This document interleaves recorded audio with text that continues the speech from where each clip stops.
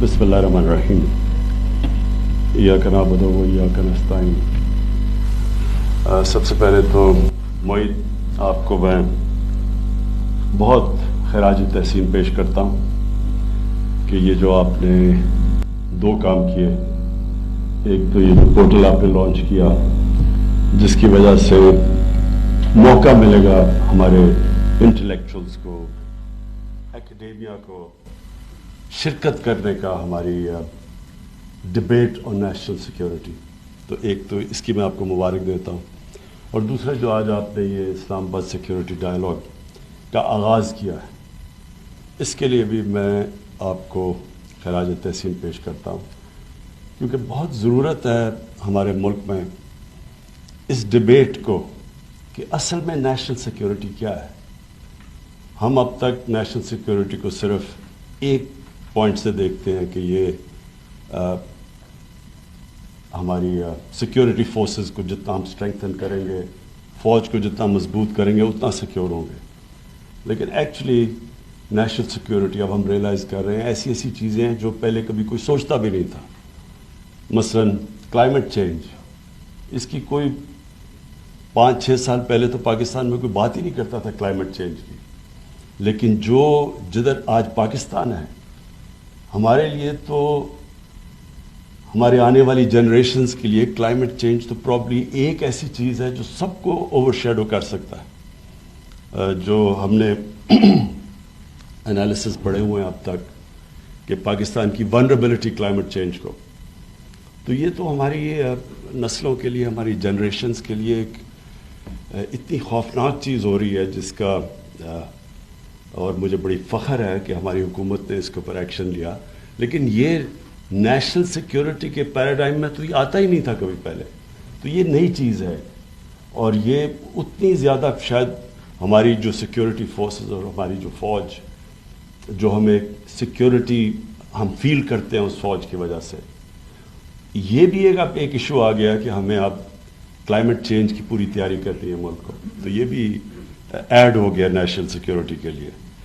फ़ौज के ऊपर मैं पहले कह दूं कि जो जिस अजाब से गुजरा है हमारा मुल्क 9/11 के बाद, और जिस तरह की फिर वो इस मुल्क को जो सिक्योरिटी थ्रेट थी, तो ये एक ओकेजन है जिधर मैं पहले तो अपनी फ़ौज को, अपनी आर्म फोर्सेस को, अपनी सिक्योरिटी फोर्सेस को, जिन्होंने बड़ी कुर्बानियाँ दी लेकिन हमें सिक्योर किया, और आज अगर हम और कई और मुल्कों के मुकाबले में जो उसी तरह की थ्रेट फेस कर रहे थे, उससे हम अपनी सिक्योरिटी फोर्सेस, इंटेलिजेंस एजेंसीज़ को जिस तरह हमने कॉम्बैट किया, तो ये रिमार्केबल है और ये हमें बड़ी सिक्योरिटी देता है। लेकिन आगे हमारे और भी चैलेंजेस हैं, जिस तरह पहले मैंने क्लाइमेट चेंज का कहा, और मैं ये भी हमें बड़ा फ़ख्र है कि हमारी गवर्नमेंट को इंटरनेशनली एक्नॉलेज किया है। जो हमारी 10 बिलियन ट्री सुनामी है, ये इंटरनेशनली एक्नॉलेज है कि हमने वो स्टेप्स लिए हैं अब जो दुनिया में बड़े कम मुल्क ले रहे हैं, और हम हर उस मुल्क के साथ अब शामिल होंगे जो कि वो पेरिस अकॉर्ड की उसके साथ जो भी अब आगे क्लाइमेट चेंज के ऊपर स्टेप्स लेंगे। और मुझे बड़ी खुशी है कि बाइडेन एडमिनिस्ट्रेशन, इन्होंने रिवर्स की अपनी पॉलिसीज़ जो पिछले 4 साल की थी, और ये भी अब पूरी तरह क्लाइमेट चेंज के अंदर शिरकत कर रहे हैं। जो हमारा एक और बहुत बड़ा मसला है फूड सिक्योरिटी, हम रियलाइज़ नहीं कर रहे हैं कि जितनी तेज़ी से हमारी आबादी बढ़ रही है, हमें ये आगे जितनी हमारी मसलन वीट की जो प्रोडक्शन, और जितनी अब हमें जो देखा है कि पहली दफ़ा हम इस 4 मिलियन टन वीट हमने इंपोर्ट किया एक साल में, तो गिवन कि हमारी आबादी हर साल बढ़ रही है, तो इसके ऊपर भी एक फूड सिक्योरिटी के ऊपर इंशाअल्लाह अप्रैल में हमें बड़ा कॉम्प्रिहेंसिव आप एक पूरी चीज़ लेके आ रहे हैं, एक नई सोच लेके आ रहे हैं कि हमने कैसे पाकिस्तान को फूड सिक्योर करना है।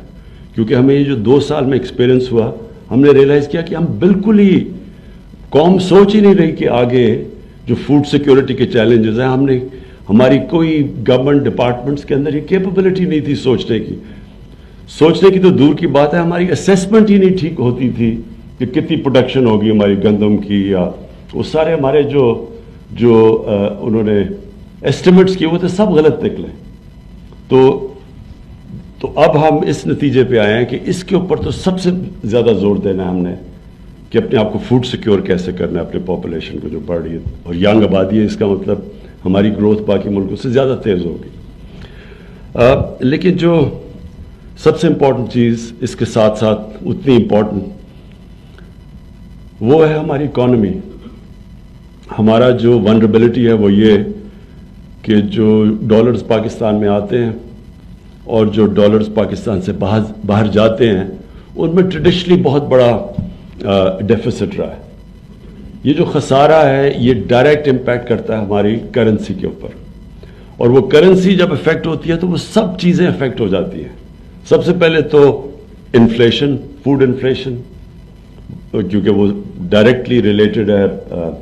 تیل بڑھتا ہے, بجلی بڑھتی ہے, ٹرانسپورٹ بڑھتی ہے, پھر جو ہماری 70% دال امپورٹ کرتے ہیں غریب آدمی کا کھانا وہ بڑھ جاتی ہے. گھی ہمارا باہر سے ایڈیبل آئل امپورٹ ہوتا ہے وہ بڑھ جاتا ہے. اور وہ ساری چیزیں جب افیکٹ ہوتی ہیں تو اس کا نتیجہ آخر میں غربت پہ پڑتا ہے. ہمارے ملک میں غربت بڑھ جاتی ہے. تو جو نیشنل سیکیورٹی ہے وہ تو ہو ہی نہیں سکتی جس ملک کے اندر تھوڑے سے امیر لوگ ہوں اور غریبوں کا سمندر ہو. یہ کبھی بھی وہ ملک سیکیور نہیں ہوتا. سیکیور وہ ملک ہوتا ہے جس کے اندر سب بلیو کرتے ہیں کہ یہ ہماری گورنمنٹ ہے, یہ ہمارا ملک ہے, ہمارا بھی سٹیک ہے اس ملک کے اندر. جب تک کہ وہ لوگ اون نہیں کرتے اپنے ملک کو تو وہ سیکیور نہیں ملک ہوتا. فوج صرف سیکیور نہیں کر سکتی. نیشنل سیکیورٹی کا مطلب ہے کہ ایک نیشن کھڑی ہو جاتی ہے, اپنے آپ بلیو کرتی ہے, اس کی سٹیک ہوتا ہے اس ملک کو بچانے کے لیے. تو اس لیے یہ جو ہماری اکانومی ہے اور جو اب تک ہماری ایک ایلیٹس سسٹم رہا ہے جس نے صرف ایک چھوٹے سے ایلیٹ کو کیٹر کیا ہے, یہ سب سے بڑی پیراڈائم شفٹ ہے کہ ہم نے وہ کرنا ہے جو ایکچولی چائنا نے کیا تھا. چائنا کی ریمارکیبل چیز ہے, میں تو جب بھی چائنا گیا ہوں ہمیشہ میں نے ان سے یہ بریفنگز لی ہیں کہ انہوں نے یہ کیسے کیا. یہ میریکل, یہ دنیا کی تاریخ میں کبھی ہوا ہی نہیں ہے کہ انہوں نے 700 ملین لوگوں کو پچھلے 30-35 سال میں غربت سے نکال کے اوپر لے گئے. اور اب جو پریزیڈنٹ شی نے ریسنٹلی کہا, انہوں نے سیلیبریٹ کیا کہ انہوں نے ایکسٹریم پاورٹی ختم کر دیا چائنا میں. یہ بہت, یعنی جس طرح بھی آپ دیکھیں, جو چاہے چائنا کو پسند کریں یا نہ کریں, یہ تو سب سے بڑی چیز ہے جو ہمیں ایڈمائر کرنی چاہیے. اور یہ سب سے زیادہ سیکیورٹی دیتی ہے ایک ملک کو کہ جس ملک کا ہر انسان سمجھے کہ گورنمنٹ سب سے بڑا چیلنج ہے. ہماری جو غربت ہے, ہمارے 25% ایکسٹریم پاورٹی کہہ لیں, اور اس کے بعد بھی اوپر 25% وہ لوگ ہیں جو تھوڑا سا شوق پڑتا تو وہ پاورٹی کے نیچے آ جاتے ہیں. تو ہماری جو سب سے بڑی کانسنٹریشن ہونی چاہیے ان کو اوپر کیسے لے کے آنا ہے. تو ایک تو ہمارا احساس پروگرام ہے جو پاکستان کی تاریخ میں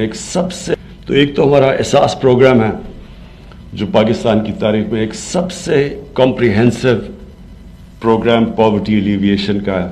اس میں ہم نے جس طرح چائنا نے اچیو کی یہ جو ایکسٹریم پاورٹی کی ایریڈیکیشن, ان سے ہم نے کافی چیزیں بھی لی ہیں, لیکن ان کا بھی ہر ملک کا اپنا اپنا کلچر اور تھوڑا فرق ہوتا ہے. وہ جو چیزیں کر سکتے ہیں ہم نہیں کر سکتے. مثلا وہ پوری کی پوری آبادی اٹھا کے کہیں اور شفٹ کر دیتے ہیں جو ہم نہیں کر سکتے. لیکن ان کے پاس انہوں نے جس طرح وہ پبلک بلیو کرتی ہے ان کے اندر, وہ پبلک بھی ٹرسٹ کرتی ہے کہ ہاں یہ ہماری بہتری کے لیے کر رہے ہیں. تو ہمیں احساس پروگرام کے اندر ابھی ہم نے بڑے انیشیٹوز لیے ہوئے ہیں. ایک تو ہم نے جو کیش ڈسبرسمنٹ ہماری ہوئی تھی کرونا کے دور پہ, وہ دنیا نے اکنالج کیا. سب سے تھوڑے ٹائم میں سب سے ٹرانسپیرنٹ طریقے سے, شفافیت سے ہم نے اتنا زیادہ پیسہ بانٹا. لیکن جو اب ہم ایک پروگرام لے کے آ رہے ہیں اور اس کے اوپر بہت کام ہوا ہے, یہ انشاءاللہ اس ملک میں اور بلکہ دنیا میں بھی انشاءاللہ اکنالج ہوگا, ٹارگیٹڈ سبسڈیز. اور ہماری کوشش یہ ہے کہ تقریباً ہم آدھی آبادی سے بھی زیادہ کو ٹارگیٹڈ سبسڈیز دیں گے. ابھی سبسڈیز سب مثلا گندم کے اوپر سبسڈی ہے تو وہ میں بھی وہی اتنا ہی پیسے دے رہا ہوں جتنا غریب آدمی دے رہا ہے. لیکن یہ جو اب اس میں بہت کام ہوا ہے. ہم نے اس کا جو ڈیٹا بڑے مائنیوٹلی یہ ڈیٹا اکٹھا کیا ہے, اس پہ بڑی ڈیٹیلز پہ جا کے کہ ہم کیسے ہر گھر کو اگر گندم پہ سبسڈی دینی چاہیے تو اس کو ڈائریکٹلی دیں, اگر گھی پہ دینے چاہتے ہیں, پھر کسانوں کو اگر ہم نے ان کو فرٹیلائزر پہ سبسڈی دینی ہے تو ان کو کیسے دے سکتے ہیں, ڈائریکٹ پہنچا سکتے ہیں. یہ انشاءاللہ ایک ریولوشن ہوگی, اور اس کی سب سے بڑا مقصد یہ ہوگا کہ ہم نے لوگوں کو غربت سے اٹھانا ہے. اس کے ساتھ ساتھ جو امپورٹنٹ چیز ہے وہ ہے کہ اکانومی کو, اپنے ملک کی گروتھ ریٹ بڑھانا. وہ ہم نے جس طرح بھی ہم نے دیکھا ہے, جب تک ہماری ریجنل پیس نہیں ہوگی, ہمارے علاقے میں جو ہمارے نیبرز کے ساتھ ہمارے تعلقات اور ٹریڈنگ ٹائز ٹھیک نہیں ہوگی, وہ جو پاکستان کا جیو اسٹریٹجک لوکیشن ہے اس کا ہم پوری طرح فائدہ نہیں اٹھا سکتے. ہم اصل میں اگر یہ علاقے میں امن آ جائے تو یہ سب سے زیادہ اس کا بینیفیشری پاکستان ہے, کیونکہ ہم چاروں طرف کنیکٹڈ ہیں. ہم دنیا کی 2 بڑی مارکیٹ سے کنیکٹڈ ہیں, یعنی ہم کنیکٹ ایک سے تو ہیں چائنا کے ساتھ, دوسرے سے بھی ہو سکتے ہیں انڈیا کے ساتھ. ایک طرف ایران ہے, انرجی ادھر سے ہمارے وہ ڈیفیشنسیز پوری ہو سکتی ہیں. پھر سینٹرل ایشیا, افغانستان میں امن آتا ہے تو سینٹرل ایشیا تک. تو یہ جو لوکیشن ہے اس کا صرف فائدہ ہم تب اٹھا سکتے ہیں جب ہمارے ریجنل پیس ہو. چائنا سے تو ہمارے بہترین تعلقات ہیں اور بہتر ہوتے جاتے ہیں. افغانستان بڑی دیر کے بعد ایک امید ملی ہے پیس کی, اور یہ بہت دیر کے بعد ایک اپرچونٹی آئی ہے. کسی کو بھی انڈر ایسٹیمیٹ نہیں کرنا چاہیے کہ یہ کتنا مشکل ہے. اس کے اندر بڑے چیلنجز ہیں. جو ایک ملک میں 20 سال سے اگر سول وار ٹائپ سچویشن ہو تو وہ اتنی دشمنیاں اتنی بڑھ جاتی ہیں کہ اتنا, اور مسٹرسٹ اتنا بڑھ جاتا ہے کہ آسان نہیں ہے. لیکن اس کا اتنا امپورٹنٹ ہے افغانستان کے لیے, اور اگر کوئی ملک کا سٹیک افغانستان میں امن کا ہے, افغانستان کے بعد وہ پاکستان ہے. ہمارا سب سے زیادہ انٹرسٹ ہے, کیونکہ میں جو میری میٹنگز ہوئی ہیں سینٹرل ایشین لیڈرشپ سے, وہ سب انٹرسٹڈ ہیں پاکستان کو استعمال کرنے کے لیے. جو اس لینڈ لاکڈ ہے تو ان کے لیے پاکستان بڑا امپورٹنٹ ہے, اور وہ سب کھلتی ہے, اس کی چابی ہے افغانستان میں امن کی. تو ہم پوری کوشش کر رہے ہیں. مجھے بڑی خوشی ہے کہ پاکستان نے اپنا پوری جو ہم کر سکتے تھے ہم نے کوشش کی ہے اس کی افغانستان میں امن کی. لیکن چیلنجز ہیں. نئی ایڈمنسٹریشن آئی ہے, بائیڈن ایڈمنسٹریشن, یہ بھی اب اسی راستے پہ چلی گئی ہے کہ وہ بھی سمجھتے ہیں کہ یہ اور 20 سال ایک جنگ چلی, اور زیادہ آگے نہیں جانی چاہیے. ہم کوشش بھی کر رہے ہیں اور امید کر رہے ہیں, اور انشاءاللہ کہ ایک دفعہ افغانستان سیٹل ہوتا ہے تو بہت بڑا شفٹ آئے گا اس سارے علاقے. افغانستان کے لیے بہت فائدہ ہے, پاکستان کے لیے. پھر سینٹرل ایشین سے کنیکشنز ہیں جو ابھی ہماری نیگوسیشنز چل رہی ہیں ازبیکستان سے, ایک ٹرین روٹ کی جو کنیکٹ کرے گا پاکستان کو ازبیکستان اور آگے. اب لاسٹ آ گیا انڈیا.